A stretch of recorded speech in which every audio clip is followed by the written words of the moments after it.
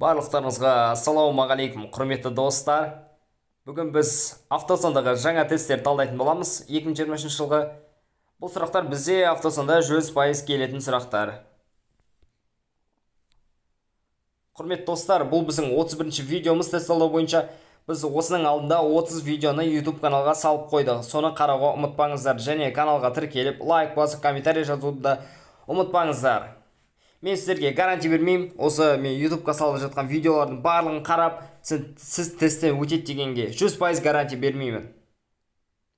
Барлығы өзіңізге байланысты, талпынысыңызға байланысты. Егер де 100% гарантия алам деушілер болса, алғысы келетіндер болса, мен жабық телеграм каналға автосандағы жаңа сұрақтарды салдым, достар. Сол жаңа сұрақтар 100% келетін сұрақтар. Бізде уже 200-ге жуық адам бізде сұрақтарымызды сатып алды. Барлығы жайлап өтіп жатыр. Ешқандай ренжітер жоқ. Осы уақытқа дейін бізде доступ шексіз. Және сыйлыққа біз автодром приложениесін беретін боламыз. Егер де алам деушілер болса, автосон сұрақтарын комментарийға жазыңыздар, алам деп. Мен және WhatsApp нөмірді қалдырып кетемін. Ендеше бүгінгі тестімізді бастайық. Бірінші сұрақ. Жолаушыларды тасымалдауға тыйым салынады. Трактор кабинасының сыртында, жүк тіркемесінде, тіркеме саяжайда. Осы жерде бізде жоғарыда айтылғандардың барлығы, тіркеме саяжайда болмайды, жүк тіркемесінде болмайды, трактордың кабинасында, сыртында болмайды, кабинасының сыртында болмайды. Сондықтан біз D вариантын белгілейміз. Екі, көлік құралының ұзақ уақыт бірінші белгіспен жылдамдық алуы жанармайдың шығына қалай әсер етеді? Бұл жерде бізде енді оңай сұрақ, жанармайдың шығыны артады. 3. Техникалық себептер бойынша жылдамдығы 40 км/сағаттан аспайтын көлік құралын басқаратын болсаңыз, қандай жағдайларда оң жақ жолақтан шығуға рұқсат етіледі? Яғни 40 км/сағаттан аспайтын көлікті айдап келе жатсыз. Сізге осындай енді варианттар беріп тұр. Солға немесе кері бұрылу үшін жолақтарды ауыстырған кезде ғана, тек басу бозу немесе айналып өту кезінде дейді. Бұл жерде бізде тізімде көрсетілген барлық жағдайларда да, екі жағдайда келеді бізге. 40 км жүріп, енді оң жақ жолақпен жүріп қалмаймыз ғой, до конца әрекет ету керек дегендей. Үшінші сұрақ болдық. 4-ке келіп біз автомагистраль бойымен жүріп келе жатқан жүргізушілердің қайсысы ереже бұзды? Мотоцикл жүргізушісі ережені сақтап келе жатыр, оң жақ жолақпен жүріп. Жеңіл автокөлік ережені сақтап келе жатыр. Жүк автокөлігі де ережені сақтап келе жатыр. Сондықтан бұл жерде ешкім бұзған жоқ. 3 тонна деген көріп тұрсыздар ғой, да? Анықтама: осы жағдайда ешкім бұзбайды. Салмағы 3 тонна жүк автомобиліне шеткі сол жақ жолақ бойынша қозғалуға рұқсат етіледі, Не себепті жүргізу алдында тыныштандыратын дәрі-дәрмектерді бас ауруының дәрілерін ішуге болмайды? Реакциясының уақыты көбейеді, ұйқы тудыруы мүмкін, сейінді төмендетеді, жоғарыда аталғандардың барлығы. Бұл жерде бізде D варианты, Осылай сұрақтар жаттап отырыңыздар. Бірінші өздерінің жауаптарыңызды белгілеңіздер, паузаға қойып, сосын менің жауаптармен салыстырыңыздар. D вариантын белгілейміз бұл жерде. 6. Жүргізушіге тым төмен жылдамдықпен жүруге рұқсат етілген бе? Сізге міндеттемейді ешкім. Жоғары жылдамдықпен жүріңіз деп. Сіз өзіңіз білесіз, тым төмен жылдамдықпен жүресіз бе, жүрмейсіз бе, өз еркіңізде. Бірақ мен андай жағдайларды ескереміз. А варианты: рұқсат етілген, тыйым салынған дейді. А варианттары. С варианты: басқа көлік құралдарына кедергі жасамаған жағдайда рұқсат етіледі. Міне біздің жауабымыз идеальны келіп тұр. Себебі неге? Біз ең бастысы ешкімге зиянымызды тигізбеуіміз керек, ешкімге дискомфорт жасамауымыз керек. Сондықтан біз С вариантын қалай айтсам болады? С варианты дұрыс бізде, короче. Реттеушінің осы қалпы бізге не деп тұр? Қозғалысқа тыйым салады, қозғалысқа рұқсат береді, жаяу жүргіншілерге ғана рұқсат береді. Бұл жерде бізге қозғалысқа тыйым салады, Мына реттеушінің қолын қараңыздаршы. Мынаны оқып алсаңыздар болады, паузаға қойып. 8. Егер көлік құралының жүргізушісі әкімшілік жаза қолданылғаннан кейін 1 жыл ішінде қайталап жасалған белгіленген жылдамдықтан 20 км/сағаттан асып кетсе, бұл 20-30 айыппұл салынады. 30 АЕК мөлшерінде айыппұл салынып 1 жыл мерзімге көлік құралын жүргізу құқығынан айырады. Бұл жерде бізде 30 АЕК қателеспесем. 30 АЕК мөлшерінде айыппұл салынады. Осында АЕК, МРП дегендерді түсіріп отырыңыздар скринға. Жаяу жүргіншілер өткелінен кейін кептеліс болса қайда аялдау керек?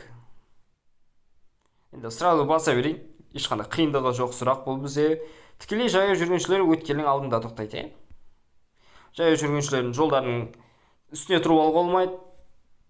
Алшақта тұрып алуға болмайды негізі. Тікелей алдына барып тұрсаңыз дұрыс.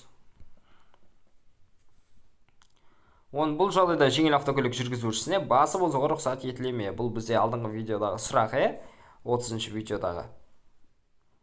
Рұқсат етіледі. Себебі неге? Біз басты жолдамыз, біз главныймыз. Сондықтан біз В вариантын белгілейміз, басып озуға болады.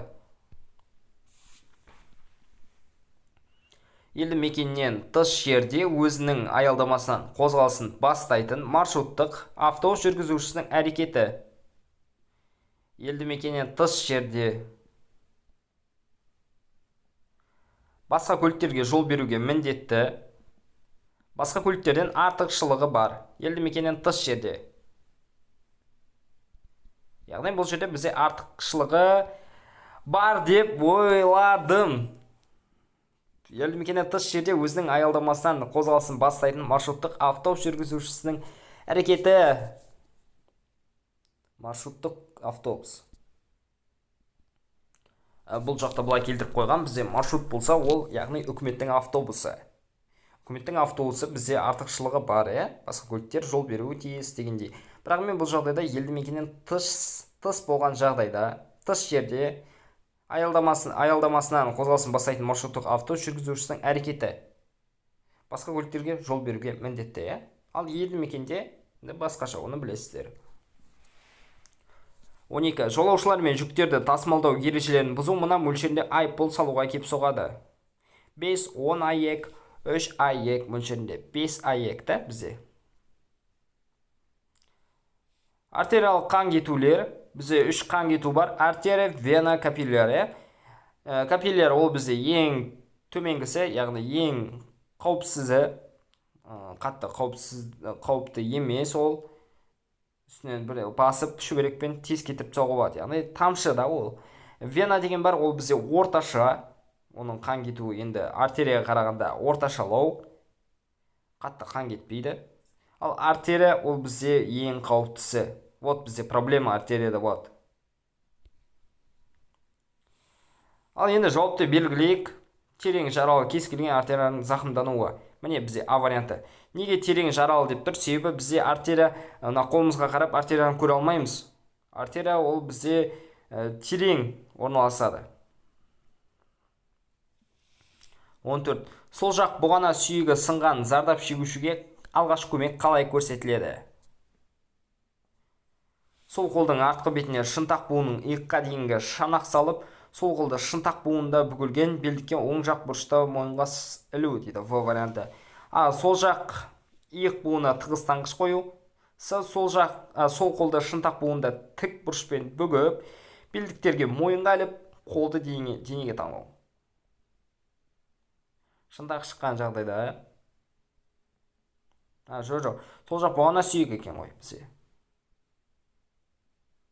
Бізде В варианты келетіні.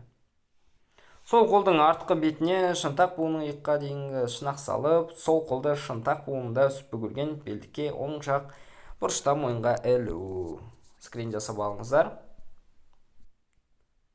Келесі сұраққа. 15. Осы учаскеде жүргізушіге кері бұрылуды орындауға рұқсат етіледі ме? Тыйым салынады. Бізде көпірде, эстакадаларда, өтпе жолдарда тыйым салынған бұрылуға. 16. Бұл жағдайда қай автокөліктің жүргізушісі тоқтап тұруға болады? Қызыл екеуіне рұқсат етіледі, екеуіне тыйым салынады. Міне С варианты бізде. Екеуіне де тыйым салынады.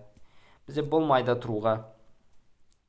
17. Бұл жағдайда жеңіл автокөлік жүргізушісіне басып озуға рұқсат етіледі ме? Мана сұрақ көрдіңіздер ғой да? Бізде басты жол белгісі болды. Мынандай жол белгісі болған жоқ. Мына көлік басып озуына рұқсат етілді. Өйткені олар басты жолда болды. Мына жағдайда басты жолда ма? Жоқ, басты жолда емес. Наоборот, бұл көліктер жол береді басқа көліктерге. Сондықтан тыйым салынады қызыл автокөлікке басып озуға. Во варианты. 18. Елді мекенде жүріп келе жатқан жеңіл автокөлік жүргізушісіне осы жағдайда аялдауға рұқсат етіледі ме? Аялдауға дейді. Жол белгісін өткеннен кейін екі жақтан, жол белгісін өткеннен кейін жолдың оң жағына, оң жақтан жол белгісін орнатқан жерге дейін, екі жақтан жол белгісін орнатқан жерге дейін.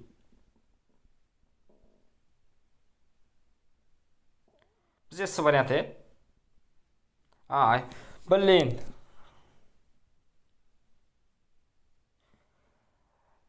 Так, мына белгіге достар мен рұқсат етіледі қай жағына тұруға деген сұрақ деп ойлап қалдым, байқамай.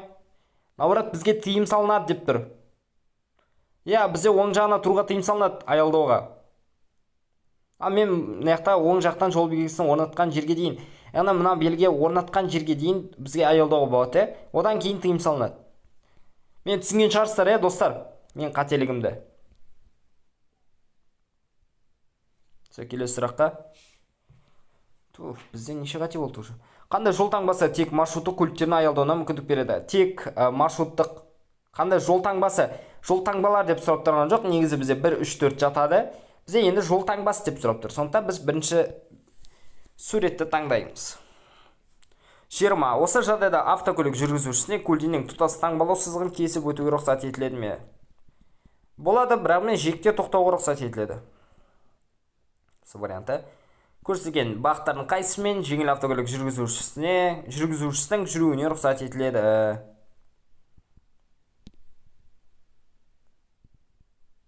В-да, В варианты жатады. Тура қозғалыс белгісі бізде оң жаққа бұруға тыйым салмайды. Көлік тура жүр, және оң жаққа, Өте керемет. 22. Осы жағдайда айналып өту рұқсат етілген бе? Әрине рұқсат етілген. Тұра бермейміз ғой біз әрине ана автокөлікті күтіп. Чо за ПТД, қандай сұрақтар мынау? 23. Осы жағдайда жарқылдау маягі қосылған автокөлікке кері бұрылуға рұқсат па? Рұқсат етілген. Басып, қызуқандылықпен басып жүрмейміз. Біз сұрақтарды оқимыз, Рұқсат етіледі. Тыйым салынады. Тыйым салмайды, өйткені ол да жарқылдау маяғы және дыбыс сигнал ойнап тұр. Бірақ біз рұқсат етіледі, тыйым салынады, басып кетпейміз. С вариантын оқимыз. Рұқсат етіледі, егер жол жүрісі қауіпсіздігін қамтамасыз етілген жағдайда, міне бізде идеальный вариант.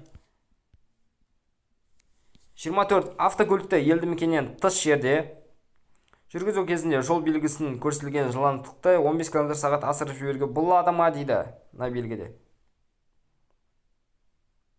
Рұқсат етілген. Әрине рұқсат етілген.